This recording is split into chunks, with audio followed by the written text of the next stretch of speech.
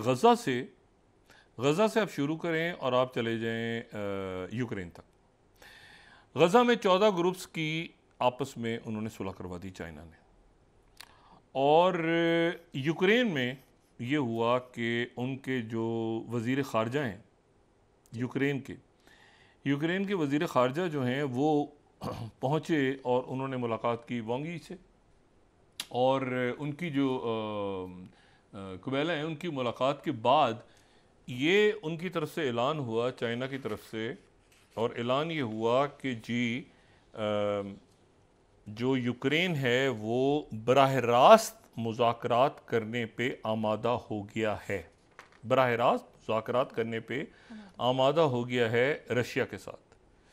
अच्छा, और इसके ऊपर जो है वो फिर ये वहाँ से इस पे मेरे ख्याल से ग्लोबल टाइम्स अगर हमारे पास हो तो हम उसको दिखा सकते हैं, और बाकी CGTN ने भी और बाकी जगहों पर भी ये आई खबरें कि जी उन्होंने रशिया ये कहा है उन्होंने कि हम रशिया से बराह रास्त मुज़ाकरात करने को तैयार हैं।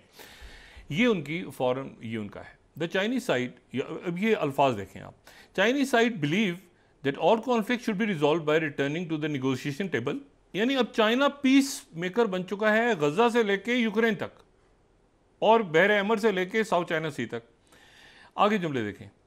Wong noted that both Russia and Ukraine have recently to varying degrees signalled a willingness to negotiate. दोनों, although the condition time is not yet right, अभी तक मामला ठीक नहीं है, लेकिन ये है कि हम बराह रास्त आपस में बातचीत करेंगे और हम बातचीत करके इसको आगे बढ़ाएंगे। तो यूक्रेन पहुंचा हुआ है चाइना में। अच्छा, और उसके बाद जो है वो अगर हम दिखा सकें, मेरे ख्याल से ये उनकी तरफ से बराह रास्त बात करने की भी एक बात आई है उनकी तरफ से कि हम बराह रास्त टॉक्स करने के लिए तैयार हैं रशिया के साथ। यूक्रेन कह रहा है कि हम रशिया के साथ बराह रास्त बातचीत करने को तैयार हैं, लेकिन उसके बाद जो है वो फिर खामोशी रही काफ़ी देर, लेकिन फिर जो है वो 22nd स्लाइड हम कोट कर देते हैं कि मॉस्को ट्रस्ट नहीं करता पोटेंशियल निगोशिएशंस पे टॉक्स के ऊपर जो है वो अगर बराह रास्त बातचीत पे टॉक नहीं करता, ठीक है।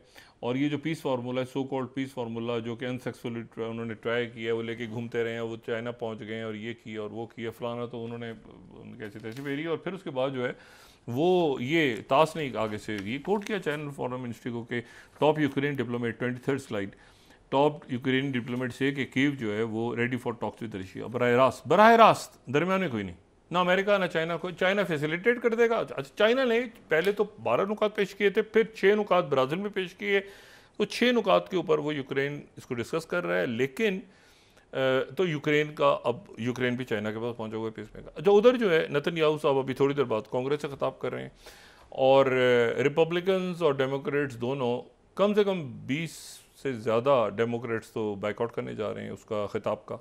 मुजाहरे हो रहे हैं पूरे जनाब कैपिटल हिल पे, आगे पीछे, कि इसको क्यों बुलाया। कैमिला हैरिस भी उसमें नहीं है।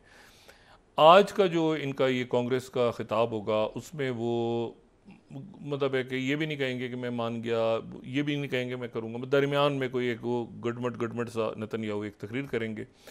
और वहाँ पर कांग्रेस में उसमें बाइडेन भी नहीं है, उसमें नैन्सी पेलोसी भी नहीं है, उसमें जो है वो कई लोगों ने, गार्डियन आज का मैं देख रहा था तो उसमें एक मजमून लिखा हुआ है कि उसमें कंडेम स्पीच, ये 5th स्लाइड हम दिखा सकें, तो इसमें जो है उन्होंने वॉर क्रिमिनल कहा हुआ है। और उसके बाद जो है तो ये मतलब इनके लिए कोई आसान, और इसी तरह से उनके दूसरे कांग्रेसमैन हैं वो 1st स्लाइड हम दिखा सकें, ये उन्होंने लिखा हो genocidal war criminal address the Congress as a congressman I am outraged. तो ये जो है ये जमाल बॉमेन का है। अच्छा, अब इशू ये है कि ये पूरी दुनिया में ये तो वो भी नहीं आ रहे, ये भी नहीं आ रहे। आज जनाब ये करेंगे कांग्रेस से खिताब, यहाँ फंस गए। अब फंसे यूँ क्यों हैं? अब वक्फा में 2 मिनट बात करके फिर वक्फे पे चली जाएँ। फंसे इसलिए हुए हैं कि बाइडेन की तबीयत ठीक हो गई है, और बाइडेन आज ही कौम से खिताब कर रहे हैं, आज ही बाइडेन कौम से खिताब कर रहे हैं पहली मर्तबा। और वो कौम से खिताब करके वो कि मतलब मैं क्यों पीछे हट रहा हूँ, और कैमिला हैरिस को नामजद करेंगे, ये वो सारा, वो भी कौम से आज ही खिताब हो रहा है पहली दफ़ा, यानी सेहतियाब होने के बाद और दस्तबरदारी के बाद।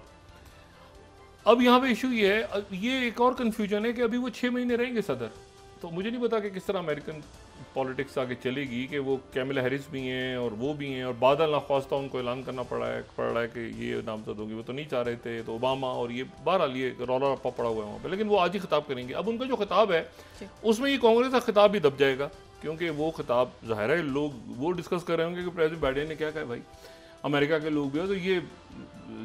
अच्छा, इन्होंने साथ ही उधर जो वो ट्रंप ने इनको कल का टाइम दे दिया कि कल मुझसे मिलें।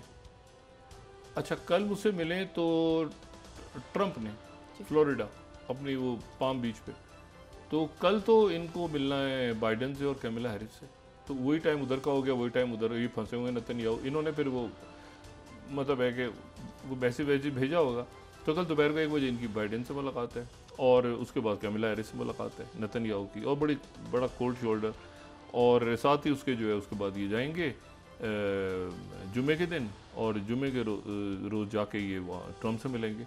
और ट्रंप से मिलने के बाद अब फंसे हुए हैं कि अब आगे क्या करना है, क्योंकि आगे यौम शब्त है ना, सैटरडे, तो सैटरडे को फ्लाई नहीं कर सकते, तो सैटरडे को वाशिंगटन आ जाएं, उधर ट्रंप के पास नहीं रुक सकते, फ्लाई करें, रुकें, करें, वो एक रौला पड़ा हुआ है। फिर उस पर तारीखें निकाली जा रही हैं कि भाई वो ठीक है हफ्ते को कर सकते हैं, फ्लाई नहीं कर सकते, लेकिन बहरहाल वो मतलब ये दौरा कुछ बड़ा अजीब सा है। और इसी दौरान जो है वो ये पीछे मामला जो हैं वो तेज़ी से आगे बढ़ रहे हैं। यूएई के अंदर अच्छा वो हट गया, इन्होंने मैसेज भेजा है इनके फोर्सेस ने कि फिलाडेल्फी कॉरिडोर के मुतालबे से हम हट गए। इजिप्ट की बात हमने मान ली है, इनकी फोर्सेस ने ये मैसेज भेजा है वाशिंगटन। साथ ही इनकी फोर्सेस, चाइना आ गया ना दरमियान में, देखें चाइना आ गया, और चाइना वो बाइडेन की तरह नहीं बात करते ना, अमेरिकन की तरह आगे पीछे, वो स्टेट 3 नुक्तों के साथ और सबको मिला के आगे। और वो उसमें 2-3 और इश्यूज थे फ़लस्तीन, आप वक्फा लें फिर उसके बाद बात करते हैं। लेकिन ये इश्यूज इतने बड़े हैं कि पाकिस्तान के आपको प्रोएक्टिव फॉरेन पॉलिसी और फॉरेन मिनिस्टर्स और proactive finance, proactive prime minister, proactive हों यहाँ पे लोग सारे, लेकिन वो ऐसा लगता है कि वो पैसिव हैं। पीटीआई आगे है, वो उसके पीछे अपनी पूरी पॉलिसियाँ उनकी इस पे हैं कि पीटीआई के कहीं मामला तय ना हो जाए। तो मतलब है कि वो अपनी परफॉर्मेंस को छोड़ के, अगर मतलब ये तो फिर अजीब सी बात होगी ना, अचानक इसे खबर आई कि भाई कुछ भी हो सकता है ना, तय हो गए। अच्छा, वो ये माफ़ी मांगे, अच्छा फ़र्ज़ करें इसको रिमोट पॉसिबल, इमरान खान माफ़ी मांगे। अच्छा, फ़र्ज़ करें इमरान खान ने कहा चले मैं माफ़ी मांग लेता हूँ, फिर क्या होगा अगले दिन? इनका क्या होगा? ओ भाई, इनकी दाल रोटी, आप चलिए, आपकी दाल रोटी इसलिए रही है कि वो अपनी जगह खड़ा हुआ है, वो जगह का नहीं, वैसे ऐसा है कि चले मैं माफ़ी मांग लेता हूँ, खत्म हो गया। उस दिन इनका क्या बनेगा? वो तो इसलिए ये अपनी गवर्नेंस पे तवज्जो दें जी। ये गवर्नेंस पे, बिजली के मसाइल, ये जो बाकी इश्यूज हैं, आईपीपीएस का खाता, बेनामी अकाउंट, वो प्रेस कॉन्फ्रेंस में सुन के कई दफ़ा सुनिए बाद में, और हर दफ़ा मैं उसमें जो है ना एक वो जी ब्रेक के बाद डिस्कस कर लेते तो वो जो है ना उसमें वो बाकी सारी गवर्नेंस के ऊपर तवज्जो दें, तो वो अब सारा दिन सारे लोग बेजार हो गए हैं, लोग अपनी गवर्नेंस से ऊपर काम करें, वो अदालतें देखेंगी फैसला और वो देखेंगी। अतर मिल्ला साहब को बड़ी ज़बरदस्त उन्होंने स्पीच की।